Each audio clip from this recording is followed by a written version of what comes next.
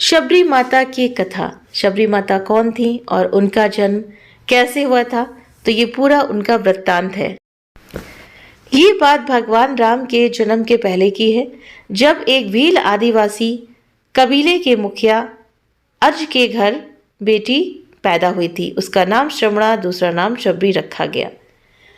शबरी की मां इंदुमती उसे खूब प्यार करती थी। बचपन से ही शबरी पशु पक्षियों की भाषा समझकर उनसे बातें करती थी और शबरी की मां उसे देखती तो कुछ वो समझ नहीं पाती थी।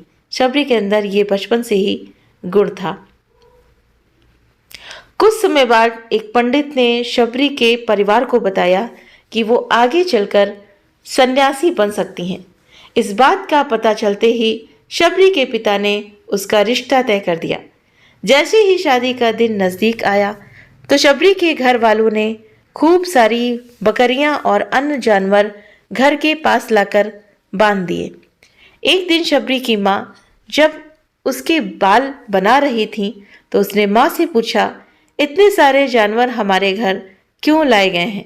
तब मां ने जवाब दिया, बेटी तुम्हारा विवाह होने वाला है, इसलिए हम लोगों ने इनका इंतजाम बलि देने के लिए किया है। तुम्हारी शादी के दिन ही बलि प्रथा होगी और फिर इनसे स्वादिष्ट भोजन बनाकर सबको परोसा जाएगा। ये बात सुनकर शबरी बहुत दुखी हो गई। काफी देर तक शबरी ने उन जानवरों को आजाद करने के बारे में सोचा। सोचते सोचते शबरी के मन में आया कि अगर ये जानवर यहाँ नहीं होंगे तो इनकी बलि रुक सकती है। ऐसा नहीं हुआ तो मेरे घर से कहीं चले जाने पर ही ये बलि रुकेगी। जब मैं ही नहीं रहूंगी तब ना विवाह होगा और ना ही बलि प्रथा। इससे मासूम जानवर भी बच जाएंगे। इसी सोच के साथ जानवरों को रखी गई जगह पर शबरी पहुंची। उसने सोचा कि उन्हें खोल देती हूँ, लेकिन वो ऐसा नहीं कर पाई। उसके बाद शबरी जंगल की तरफ भागने लगी। भागते भागते शबरी ऋषिमुख पर्वत पहुंच गई। वहां करीब 10,000 ऋषि रहा करते थे। शबरी को लगा कि वो भी इसी जंगल में किसी तरह ऋषि मुनियों की सेवा करके अपना जीवन जी लेगी। वो चुपचाप उसी जंगल में एक हिस्से में किसी तरह से रहने लगी। शबरी रोजाना ऋषि मुनियों की झोपड़ी के आगे झाड़ू लगाती और हवन के लिए लकड़ियां भी लाकर रख देती। ऋषि मुनियों को समझ नहीं आ रहा था कि जंगल में उनके काम अपने आप कैसे हो रहे हैं। एक दिन शबरी को किसी ऋषि ने देख लिया। उसे देखते ही उसका परिचय पूछा। जैसे ही शबरी ने बताया कि वो भील आदिवासी परिवार से संबंध रखती हैं, तो उसे ऋषियों ने खूब डांट लगाई। शबरी को इस बात का बिल्कुल भी पता नहीं था कि उसकी जाति छोटी है और उसे ऋषियों द्वारा जाति की वजह से अपमान सहन करना पड़ेगा। इतना सब होने के बाद भी शबरी हर ऋषि मुनि के दरवाजे पहुंचती और उनके आंगन में झाड़ू लगाकर उनसे गुरु दीक्षा देने के लिए कहती। हर कोई शबरी को उसकी जाति की वजह से अपने आश्रम से भगा देता था। ऐसा होते होते काफी समय बीत गया। उसके बाद शबरी मतंग ऋषि की कुटिया में पहुंची। वहां पहुंचकर मतंग ऋषि को शबरी ने बताया कि वो उनसे गुरु दीक्षा लेना चाहती है। उन्होंने खुशी खुशी उसे अपने गुरुकुल में रहने दिया और भगवान से जुड़ा ज्ञान देते रहे। शबरी ने भी अपने गुरु मतंग ऋषि की सेवा करने में कोई कसर नहीं छोड़ी। वो गुरुकुल के भी सारे काम करती थी।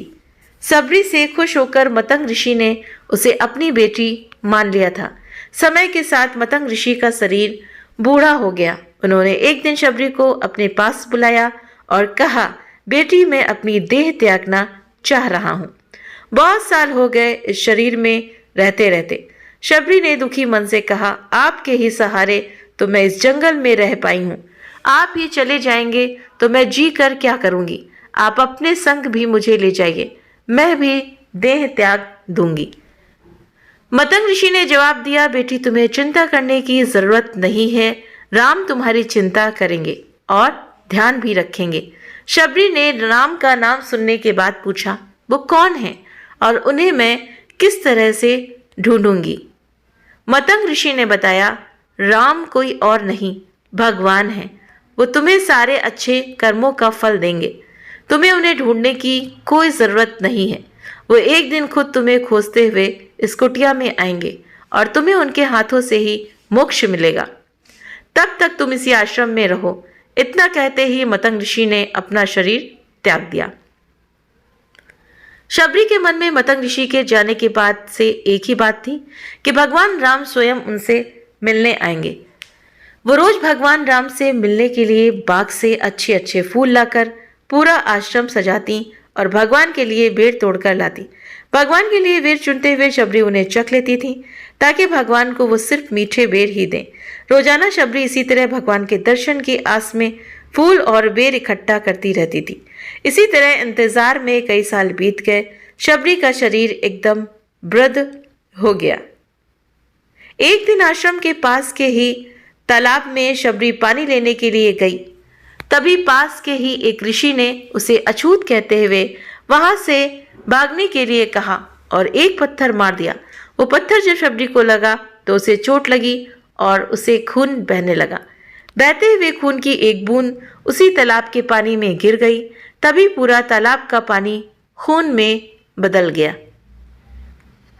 ये सब होता देखकर ऋषि ने शबरी को ही डांटा और कहा कि पापिन, तुम्हारी वजह से पूरा पानी खराब हो गया। रोज ऋषि उस पानी को साफ करने के लिए अपनी कई तरह की विद्याओं का इस्तेमाल करते। कई सारे जतन करने के बाद भी कुछ नहीं हुआ। फिर उन्होंने गंगा जैसी कई पवित्र नदियों का जल भी उस तालाब में डाला, फिर भी तालाब का पानी साफ नहीं हो पाया और वे खून जैसा ही रहा। कई सालों तक तालाब के पानी को साफ करने की कोशिश के बाद भी कुछ काम नहीं आया तो ऋषि ने थककर सब कुछ छोड़ दिया। इस घटना के कई सालों के बाद भगवान राम अपनी पत्नी सीता के हरण के बाद उन्हें ढूंढते हुए उसी तालाब के पास पहुंचे। ऋषि मुनियों ने उन्हें पहचान लिया। भगवान को वहां देखकर ऋषियों ने तालाब का पानी साफ करने के लिए भगवान को अपने पैर उनमें डालने के लिए कहा, लेकिन पानी जैसे का तैसा ही था। ऋषि मुनियों ने भगवान से भी कई अन्य जतन करवाए, लेकिन वो पानी जस का तस खून जैसा ही रहा। तब भगवान राम ने ऋषियों से पानी के रक्त में बदलने की कहानी पूछी। तब ऋषि ने शबरी को पत्थर मारने वाली सारी बातें बता दी। उसके बाद ऋषियों ने कहा कि वो महिला ही अपवित्र है, छोटी जात की है, इसलिए ये सब हुआ है। उसी वक्त भगवान राम ने कहा, ये सब आप लोगों के खराब वचनों से हुआ है। शबरी को इस तरह के शब्द बोलकर आप लोगों ने उसे नहीं बल्कि मेरे दिल को घायल किया है। इसी घायल दिल के रक्त का प्रतीक ये तालाब का लाल पानी है। आगे भगवान राम बोले, कहाँ है वो माई, मैं उनसे मिलना चाहता हूँ। तब तक शबरी उसी तालाब के पास पहुंच जाती है। इस दौरान शबरी के पैर को ठोकर लगती है और कुछ धूल उस तालाब में गिर जाती है। तभी सारा पानी साफ हो जाता है। भगवान सबसे कहते हैं कि देखिए, आप लोगों ने क्या कुछ नहीं किया, लेकिन पानी साफ नहीं हो पाया। अभी सिर्फ इनके पैर की थोड़ी सी धूल ने ही तालाब का पानी साफ कर दिया। भगवान राम को शबरी पहचान चुकी थी। उन्हें प्रणाम करके शबरी ने कहा, भगवान आप मेरे साथ कुटिया में चलिए। भगवान भी खुशी खुशी शबरी के साथ चल पड़े। फूलों से शबरी ने भगवान राम का स्वागत किया। वो सीधे बेर तोड़ने के लिए बाग गई और चक चक कर उनके लिए बेर लेकर आई। उन्होंने बड़े ही प्यार से भगवान राम और उनके भाई लक्ष्मण को बेर दिए। भगवान राम ने भी उतने ही प्यार से उन बेर को खाना शुरू किया। तभी बेर देखकर मुंह बनाते हुए लक्ष्मण ने कहा, भैया ये बेर जूठे हैं, इन्हें आप कैसे खा सकते हैं?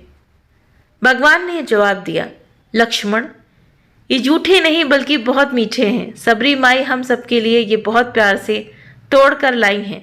इतना कहकर भगवान राम प्यार से उन बेर को खाने लगे। भगवान ने जाते हुए शबरी माई से कहा, आप मुझसे जो चाहें वो मांग सकती हैं। सबरी ने उन्हें कहा, मतंग ऋषि के कहने पर मैं आज तक सिर्फ आपके दर्शन के लिए जी रही थी। अब आप मुझे मोक्ष प्रदान कीजिए। मैं अपना शरीर आपके सामने ही त्यागूंगी। उसी वक्त शबरी ने अपना शरीर त्याग दिया। भगवान राम ने अपने हाथों से उनका अंतिम संस्कार किया और सीता माँ की खोज में आगे बढ़ गए। इस तरह से ऋषि मतंग की बात सत्य साबित हुई और शबरी को भगवान राम के दर्शन भी हुए। तभी से भगवान राम को शबरी के राम भी कहा जाने लगा। तो सच बात है कि भगवान राम शबरी के राम हैं, जो भक्ति उनमें प्रबल थी, किस तरह से उनमें बचपन से ही ये बात ऋषि मुनियों ने बता दी थी, उनके पंडित ने बता दी थी कि ये साधु और योगी बन सकती हैं। तो ठीक इसी तरह से उन्होंने विश्वास किया अपने गुरु पर, मतंग ऋषि पर, तो इस वजह से उन्हें भगवान राम का दर्शन हुआ। और अगर वो संशय में रहती, अगर ना मानती अपने गुरु की बात, तो क्या भगवान के दर्शन होते? नहीं। लेकिन शबरी ने धैर्य नहीं खोया और अपने गुरु की बात मानी, इससे उनको श्री राम के दर्शन हुए और साक्षात वो वैकुंठ लोक यानी कि मुक्त होकर के पहुंची, यानी कि मोक्ष को वो प्राप्त हुई। तो इसी तरह से अगर भगवान की भक्ति करनी है तो हमें एक रस होकर के करनी है, ना कि हमें भगवान की भक्ति दिखा कर करनी है। जैसे अभी बड़ा मंगल आता है तो क्या करते हैं लोग, उस तरफ हो जाते हैं, शिव जी का आता है तो उस तरफ हो जाते हैं। तो कहानी कि एक नाव पे सवार होकर के बैठिए। अगर आप एक नाव की सवारी करते हैं तो आप कभी नहीं डूबेंगे, लेकिन आप अगर 2 नाव की सवारी करते हैं तो आप हमेशा ही डूबेंगे। ना हो तो प्रैक्टिकल करके देख लीजिए। तो उम्मीद करते हैं कि वीडियो आप सभी को पसंद आया होगा। वीडियो पसंद आया तो वीडियो को लाइक करिए, चैनल पर पहली बार है तो सब्सक्राइब करके बेल आइकन को जरूर प्रेस करिए। और आप इस कथा के बारे में आप सभी की क्या प्रतिक्रिया है तो प्लीज़ आप मुझे कमेंट करके भी ज़रूर से ज़रूर बताएं। आप सभी के सहयोग के लिए बहुत बहुत आप सबका धन्यवाद। Thank you.